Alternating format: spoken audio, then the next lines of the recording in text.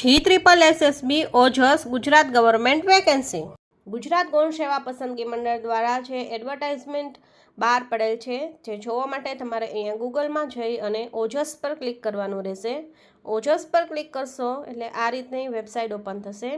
આ છે ઓજસની official website છે, online job application government of ગુજરાતની વેબસાઇટ છે, જેમાં તમારે અહીંયા કરંટ એડવર્ટાઇઝમેન્ટમાં જઈ અને વ્યૂ ઓલ કરશો એટલે આ રીતનું કંઈક પેજ ઓપન થશે।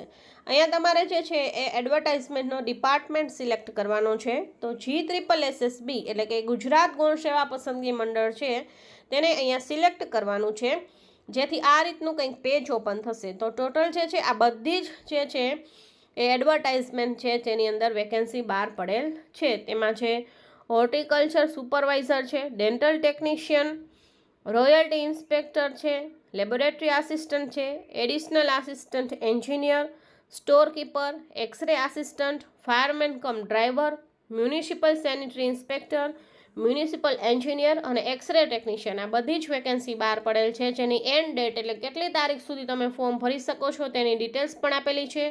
ફીસ છે 500 રૂપીસ, કોન્ટેક્ટ ઇન્ફોર્મેશન આપેલી છે અને ડિટેલ્સના બટન પર તમે જો ક્લિક કરશો તો તમને ફૂલ ડિટેલ્સ જે છે જે તે એડવર્ટાઇઝમેન્ટની મળી જશે।